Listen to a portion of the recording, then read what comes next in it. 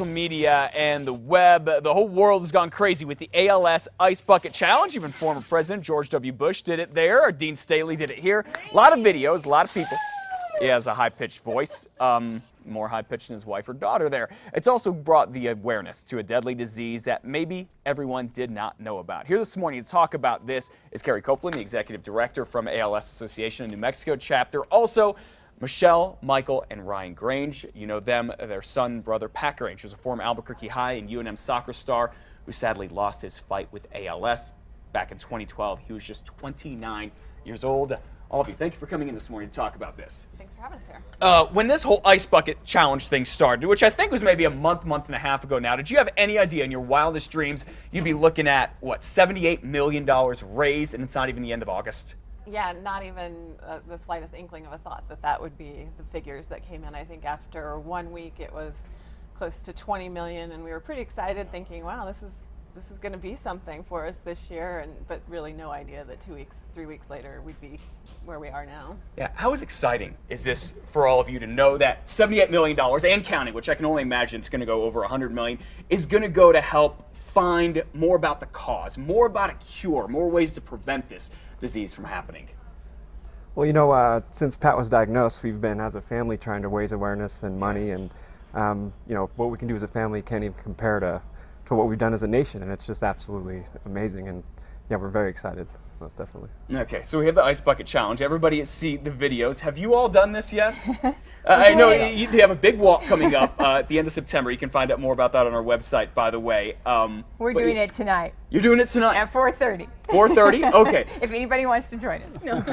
Very, very good. What would it mean to you all if they just find out, I know obviously the goal is a cure or a prevention for it, but just to find out more about it, because there's still a lot of questions about ALS or Lou Gehrig's disease out there. They don't know all the time how it starts.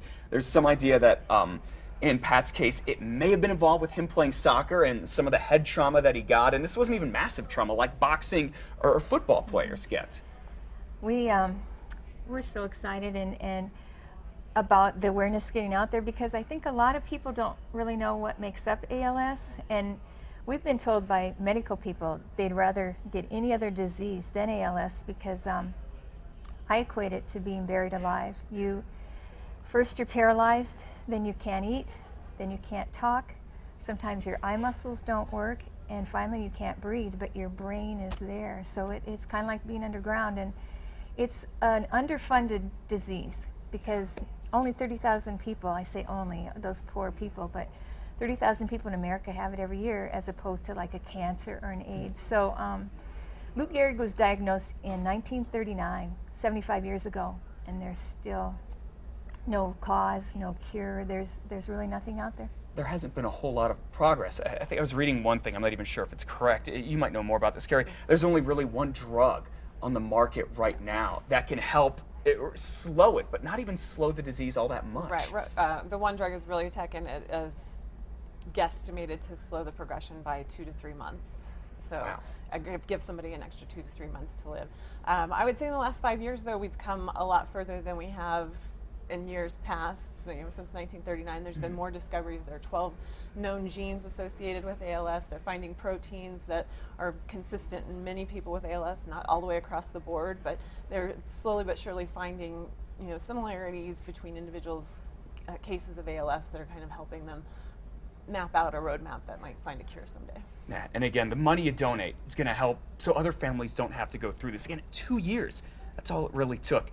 Going back, if you knew what you know about ALS now and the possibility of the head trauma, would you have let Pat play soccer?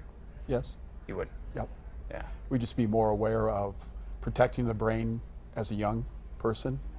We believe now that be careful before 14 when you do stuff with the brain, and then be aware of it. If you have a concussion, rest. Yeah. And then hopefully now the research is going to be on top of that, where you can know when it's okay to go back. And then they say if you have concussions, maybe you should stop playing the game, and that maybe would have changed. Pat wouldn't have continued on if we would have known, okay, after 2 concussions or 3, Pat, it's time to stop the game because of the Pat would have continued on. Yeah, like a lot of young athletes would. They don't want to listen to that. Although, thank Yeah. goodness, there has been a lot of research in the past couple years dealing with concussions in football, boxing, soccer, and other sports. Just one last thing: if anybody's debating about, I don't have a lot of money, I don't know where to give my money. Why this Ice Bucket Challenge? Why ALS? Like I said, it's so underfunded, and it's such a disease. It just needs research. It needs to be stopped, and it's a horrific disease. Okay, so we are going to go ahead and do our Ice Bucket Challenge, and we're going to donate afterward. Carrie, Michael, Michelle, Ryan, thank you for coming in. Appreciate your time this morning and raising awareness for this. Stick around. We'll be right back with our own Ice Bucket Dunk Tank right after this. Welcome back. We are outside of our KRQE2 Casa studios, and we are doing the Ice Bucket Challenge. No, wait. We are doing the Ice Dunk Tank Challenge. Okay, let me tell you. I'm going to give you a run through really quick. This is 400 pounds of ice in this dunk tank. Chad, how you feel? This is going to hurt so bad. This is going to hurt so bad. Okay, Chad, so since you're going first, who challenged you and who are you challenging? As he drinks his coffee. Yeah, like that's going to help me. Yes, I'm going first. Matt. Okay, so I was challenged by my general manager, boss, Bill Anderson. He called out Mr. Matt Morrow and I, and it was Matt's brilliant decision. Brilliant! To do a dunk tank. A tank. So oh Jesus, this is going to hurt. All right, so I am calling out Brittany Flowers. And two filmmaking buddies, Scott Milder, if you're watching. Scott, you've been called out, and Joshua Klein, you've been called out. Okay, so let's get right into it. Ryan, would you like to do the honors? All right, so Ryan Grange here is going to go ahead and dunk him. All right, Ryan, go ahead and step on up. Here we go. Here we go. All right. Goodbye, Chad. Do it. Dad! It's actually not that bad. Really? Is that bad? Your mind just goes to a different place. Wow, nice shorts, Chad. Thanks. All right, Matt, get on up there. Climb up. The ladder on the back. Yeah, on the Ladder on the back. Oh, around the back? Around the back, Matt. Come on. Okay, Liz, what are you thinking? What are you thinking over here? I'm thinking, I'm just anxious. Oh my God, how cold was it? Oh my gosh. Okay, Matt. Oh, God, this is freezing. All right, it's your turn. You need to say who you got. Brilliant idea. Matt, who you got called out by, and who are you calling out? I got called out by our nice general manager, Bill Anderson, who's a fine guy. Can I get a pay raise, by the way? So I got to ask who, and the folks on 1025, Coyote, who am I calling out? Yes. She used to work here, Kristen Van Dyke. Oh, all right. Yeah. That's a good one. And Orbit, just do it, buddy. Hit Okay. the button. Hit the Oh, button. goodness, no. Hit the button, dang it. All right. Oh, my gosh. Okay, Liz, hop on up there. Here, hold my towel. You got it. I got the towel for Liz. Look who's walking up here. Look at that guy, Bill Anderson. Chad, how are you feeling now? I feel pretty good.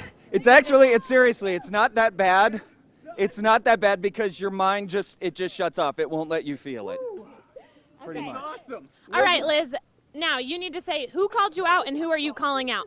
Okay, who called me out? Where's lovely Rebecca Valdez, our executive producer, right over here. She called me out. I'm going to call out meteorologist Cassandra Crimmy. She'll be back tomorrow. Yes.